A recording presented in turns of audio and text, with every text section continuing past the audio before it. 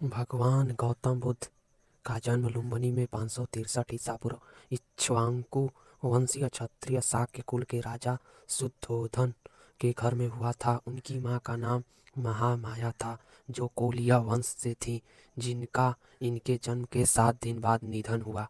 उनका पालन महारानी की छोटी सगी बहन महाप्रजापति गौतमी ने किया।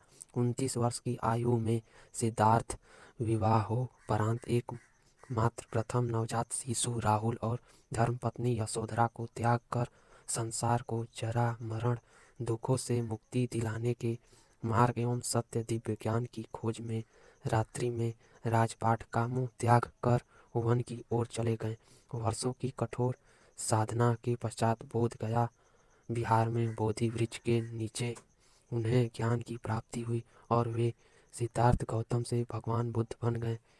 इतिहासकार भगवान बुद्ध ने लोगों को मध्यम मार्ग का उपदेश दिया। उन्होंने दुख, उसके कारण और निवारण के लिए अष्टांगिक मार्ग सुझाया। उन्होंने अहिंसा पर बहुत जोर दिया। उन्होंने यज्ञ और पशु बलि की निंदा की।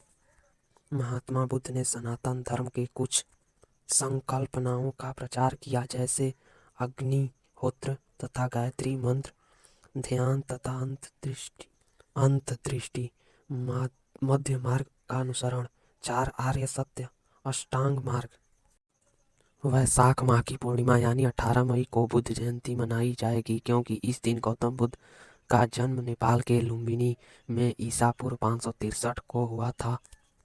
528 ईसा पूर्व वैशाख माह की पूर्णिमा को ही बोधगया में एक वृक्ष के नीचे उन्हें ज्ञान प्राप्त हुआ। माना जाता है कि कुशीनगर में इसी दिन उन्होंने 80 वर्ष की उम्र में देह त्याग दी थी। लगभग 250 वर्ष पहले बुद्ध के देह त्यागने पर उनके शरीर के अवशेष अस्थियां 8 भागों में विभाजित हुए, जिन पर 8 स्थानों पर 8 स्तूप बनाए गए। एक स्तूप उनकी राख और एक स्तूप उस घड़े पर बना था जिसमें अस्थियां रखी थी। नेपाल में कपिल वस्तु के स्तूप में रखी अस्थियों के बारे में माना जाता है कि वह गौतम बुद्ध की है। इसके अलावा उनके जीवन से जुड़ी 5 महत्वपूर्ण जगहें और हैं। पहला, लुम्बिनी, उत्तर प्रदेश के ककराहा गांव से 14 मील और नेपाल भारत सीमा से कुछ दूर पर बना रोमिनोदेई नामक गांव ही लुम्बिनी है, जो गौतम बुद्ध के जन्म स्थान के रूप में प्रसिद्ध है। दूसरा, बोध गया।